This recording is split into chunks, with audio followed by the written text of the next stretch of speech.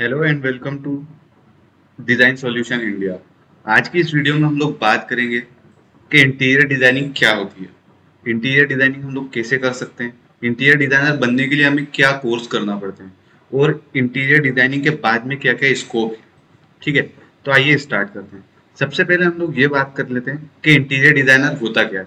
ठीक है, तो जो भी व्यक्ति आपके घर को डिजाइन करे, देखिए अब कंस्ट्रक्शन फील्ड की हम लोग यहाँ पर बात करें, अगर इंटीरियर को भी देखें तो एक तरह से कंस्ट्रक्शन फील्ड से ही रिलेटेड ये चीज है। ठीक है, अब क्या होता है कि एक बार साइट पर एग्जीक्यूशन वर्क हो गया, आर्किटेक्चरल वर्क पूरा कंप्लीट हो गया, उसके बाद आता है अपने इंटीरियर डिजाइनिंग का काम। इंटीरियर डिजाइनिंग का काम जब भी हमारे पास आएगा तो हमारे को एक इंटीरियर डिजाइनर हायर करना पड़ता है, अगर हम लोग को प्रोफेशनली वर्क कराना है तो। अब इंटीरियर डिजाइनिंग क्या होती है हम लोग वो समझते हैं।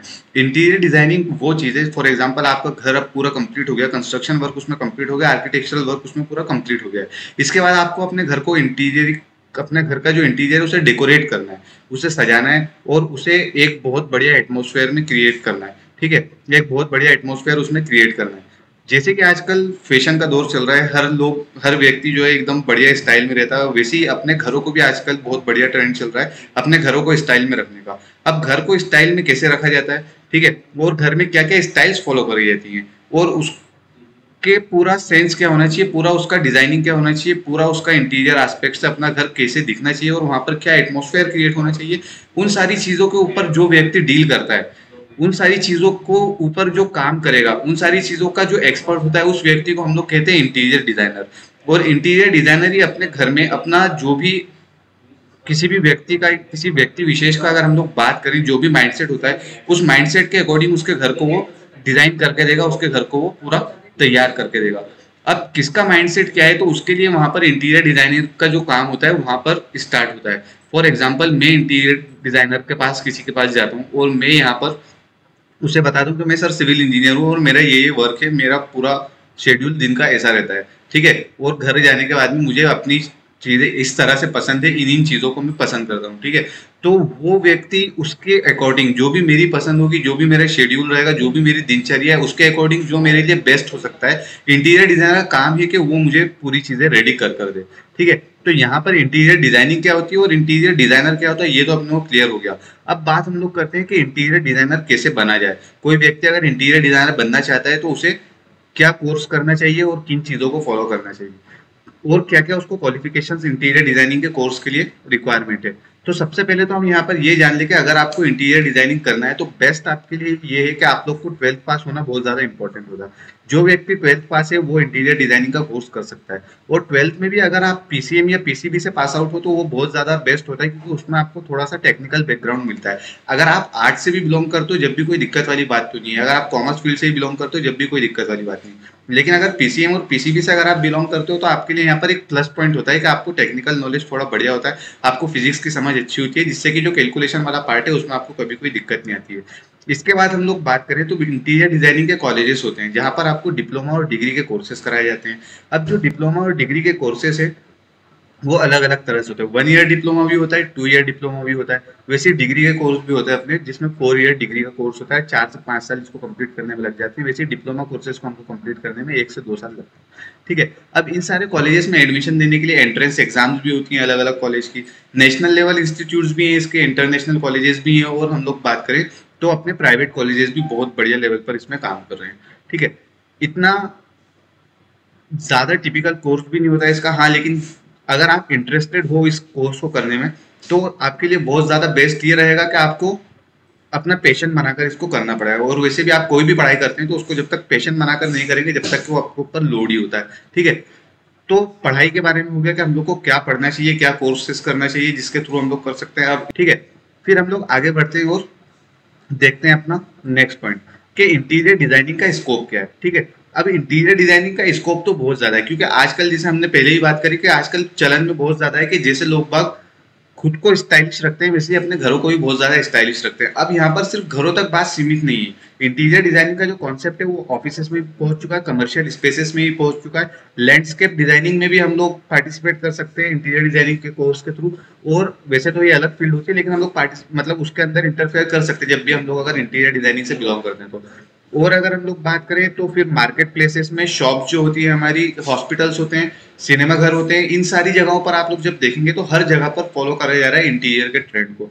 क्योंकि जितना बढ़िया वो एटमॉस्फेयर क्रिएट कर सकता है। अगर हम लोग मार्केट की बात करें, ठीक है, आप लोग किसी भी शॉप पर जाते हो, किसी भी मॉल में जाते हो, तो हर मॉल में हर शॉप का एक अलग इंटीरियर होता है। अगर किसी का कपड़े की दुकान है तो उसका इंटीरियर पूरा कपड़े के हिसाब से रहेगा। वहां पर जो लाइटिंग सेट करी जाएगी पूरी उन कपड़ों के अकॉर्डिंग सेट करी जाएगी कि वो कपड़ों को कितनी बढ़िया तरीके से वहां पर रिप्रेजेंट कर सकता है वो इंटीरियर उसका। ठीक है, वैसे ही अगर हम लोग किसी फर्नीचर की दुकान में जाते हैं तो वहां पर पूरा फर्नीचर के अकॉर्डिंग उसका इंटीरियर सेटअप रहता है। ठीक है, अगर हम लोग किसी के घर में जाते हैं या अपने खुद के घर की बात करें हम लोग, तो हमारे घर का एटमॉस्फेयर एकदम रिलैक्सिंग होना चाहिए। इसलिए हम लोग घर के एटमॉस्फेयर को पूरा जो इंटीरियर डिजाइन करेंगे पूरा एक रिलैक्सिंग एटमॉस्फेयर के हिसाब से डेकोरेट करेंगे। वैसे मार्केट का करेंगे तो मार्केट प्लेस के अकॉर्डिंग करेंगे। किसी हॉस्पिटल का करेंगे तो वहां पर भी एक काम एटमॉस्फेयर अपने को चाहिए होता है, शांति वाला एटमॉस्फेयर चाहिए होता है, उसके अकॉर्डिंग अपन इंटीरियर डिजाइन करेंगे। तो अब हम लोग बात जब कर रहे हैं स्कोप की, तो ये इतनी सारी जगह है और इसके अलावा भी कई और जगह है जिनका नाम मैंने अभी वीडियो में नहीं लिया। तो हम हर जगह पर हर फील्ड में अपने इंटीरियर के लेकर जो है काम कर सकते हैं। क्या काम कर सकते हैं? आप चाहे कमर्शियल ले लो, चाहे रेसिडेंशियल ले लो, चाहे कोई भी फील्ड ले लो, ठीक है, कोई भी प्रकार की बिल्डिंग ले लो, सब में इंटीरियर की रिक्वायरमेंट है। मतलब ये कि अगर एक बिल्डिंग बन रही है, ठीक है, सिर्फ ऐसा घरों में ही नहीं है। अगर रेसिडेंशियल में बात करें सिर्फ घर की बात नहीं कर रहे हैं हम लोग, अगर हम लोग अपार्टमेंट्स की बात करते हैं, फ्लैट्स की बात करते हैं, तो वहां पर भी बहुत ज्यादा चलन में इंटीरियर डिजाइनिंग। और ज्यादातर टाउनशिप में जैसे टाउनशिप वाले क्या करते हैं कि पूरी बिल्डिंग आपको बनाकर दे देंगे, पूरा आर्किटेक्चरल एस्पेक्ट से आपका स्ट्रक्चर बनाकर दे देंगे, लेकिन आपको ना फर्नीचर प्रोवाइड करते हैं ना इंटीरियर डेकोरेशंस प्रोवाइड करते हैं। वो उसके लिए क्या होता है कि फिर आपको इंटीरियर डिजाइनर हायर करना पड़ता है और वो इंटीरियर डिजाइनर ही जो है आपका पूरा इंटीरियर कंप्लीट करके देता है। अब एक अपार्टमेंट की अपन एक बिल्डिंग की बात करें अगर, तो एक बिल्डिंग में कई सारे अपार्टमेंट्स होते हैं। 1 BHK फ्लैट्स होते हैं, 2 BHK फ्लैट्स होते हैं, 3 BHK होते हैं, 4 BHK होते हैं, जो भी होते हैं। ठीक है, तो हर बिल्डिंग के अंदर कई सारे फ्लैट्स होते हैं, है ना, कई सारे फ्लोर्स होते हैं जिन पर कई सारे फ्लैट्स होते हैं। अब अगर अपन लोग एक बिल्डिंग में भी ऑन अराउंड आज के टाइम में बात करें तो हर बिल्डिंग में मिनिमम मिनिमम से मिनिमम कंडीशन में 30-40 फ्लैट, अगर एक 6 माले की भी बिल्डिंग है तो उसमें आपको मिलना है। ठीक है, अब वो बिल्डिंग के अकॉर्डिंग उसके अंदर फ्लैट्स कितने भी हो, लेकिन अगर आप एक बिल्डिंग को भी अप्रोच करते हो, एक टाउनशिप को भी अप्रोच करते हो, तो वहां से आपको मतलब मिनिमम 10 प्रोजेक्ट तो आपको साल भर के मिल ही सकते हैं किसी भी टाउनशिप से।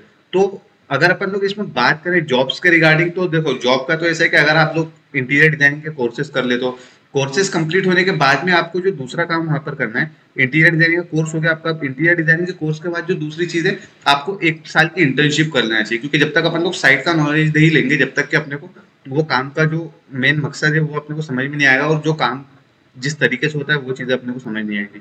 ठीक है, तो सबसे इंपॉर्टेंट चीज जो होती है अपनी, वो अपने को पहले पढ़ाई कंप्लीट करना है, जो भी कोर्स है अपना वो कंप्लीट करना है। उसके बाद में 1 साल की मिनिमम अपने को इंटर्नशिप करना है, और इंटर्नशिप के बाद में अपन लोग जॉब के लिए अगर सीख करना चाहें तो जॉब अपन लोग सीख कर सकते हैं। लेकिन जैसा भी अपना नॉलेज रहेगा, जैसे भी अपनी स्किल्स रहेंगी, वो स्किल्स के अकॉर्डिंग अपने को इस फील्ड में जॉब मिलती है। आप चाहे किसी भी फील्ड में बात करो, जैसी आपकी स्किल्स रहेंगी उसके अकॉर्डिंग आपको जॉब मिलना है। अगर हम लोग इसकी बात करें बेसिकली अगर इंटीरियर डिजाइनिंग की, तो इंटीरियर डिजाइनिंग में जैसी आपकी स्किल्स होंगी, जितना आपको मटेरियल का नॉलेज होगा, जितना आपको साइट एग्जीक्यूशन का नॉलेज होगा, जितना आपको डिजाइनिंग का नॉलेज होगा, जितना आपको ड्राफ्टिंग करना आता होगा, और जितनी थीम्स पर आप वर्क करना जानते हो, और जितना ज्यादा थीम्स का आप नॉलेज रखते हो, उसके अकॉर्डिंग आपका प्लेसमेंट होता है कंपनीज में। अब प्लेसमेंट आपका मिनिमम मतलब 10 to 12,000 में होता है, और मैक्सिमम सैलरी आपकी कैपेबिलिटीज के ऊपर और आप जो रिस्पॉन्सिबिलिटीज लेते हो कंपनी में उसके ऊपर डिपेंड करती है। तो ये तो हो गया अपना जॉब का। अगर हम लोग बात करें कि जॉब में अपने पास क्या स्कोप है, अगर जॉब के बाद में अपन लोग खुद का बिजनेस करना चाहें, एक अपना पूरा खुद का बिजनेस चालू करना चाहें इंटीरियर की फील्ड में, तो उसके लिए भी मार्केट बहुत ज्यादा बड़ा है, बहुत ज्यादा वास्ट मार्केट है। क्योंकि मैंने जैसे कि बताया कि एक बिल्डिंग में कई सारे इंटीरियर के प्रोजेक्ट्स अपने को मिल सकते हैं। तो अभी ये चीज ट्रेंड में आई है, ठीक है, इंटीरियर डिजाइनिंग जो है अभी ट्रेंड में आ रहा है। ठीक, जैसे कंस्ट्रक्शन की अगर हम लोग बात करें तो कंस्ट्रक्शन ऑलरेडी पूरा मार्केट को कवर कर रहा है। ठीक है, किसी को भी एक बेसिक नीड जो है कंस्ट्रक्शन बन चुकी है, और आने वाले समय में इंटीरियर डिजाइनिंग जो है लोगों की एक बेसिक नीड बनने वाली है। जिस तरह से एक घर है रहने के लिए अपने को उसमें कंस्ट्रक्शन कराना ही पड़ेगा अगर अपने को उसको रहने लायक बनाना है, तो वैसे ही इंटीरियर डिजाइनिंग भी जो है एक बेसिक नीड आने वाले समय में बनने वाली है कि हर व्यक्ति अपने घर में इंटीरियर डिजाइनिंग कराएगा। और अभी भी हम लोग देखें तो ऑन एन एवरेज 40-50% लोग ऐसे हैं अपने हिंदुस्तान में भी जो कि इंटीरियर डिजाइनर्स को हायर करते हैं और अपने घर का इंटीरियर डिजाइन कराते हैं। ठीक है, तो स्कोप की कोई कमी है नहीं। ठीक है, हम लोग चाहें तो जॉब करें, उसमें भी बढ़िया स्कोप है, और अगर हम खुद का बिजनेस करोगे तो एम्प्लॉयमेंट लोगों को दे भी सकते हैं। तो आज की वीडियो में हम लोगों ने जाना कि हम लोग इंटीरियर डिजाइनिंग क्या होता है, हम लोग उसे कैसे समझ सकते हैं। दूसरी चीज हमने ये समझी कि इंटीरियर डिजाइनिंग के क्या कोर्सेज होते हैं जिन्हें हमें फॉलो करना चाहिए एक इंटीरियर डिजाइनर बनने के लिए। तीसरी चीज हमने ये देखी कि उसका स्कोप क्या क्या है। और हमने जॉब में भी स्कोप्स देखे और बिजनेस में भी स्कोप्स देखे। आज की वीडियो के लिए बस इतना ही। फिर मिलते हैं अपन नेक्स्ट वीडियो में एक नए टॉपिक के साथ।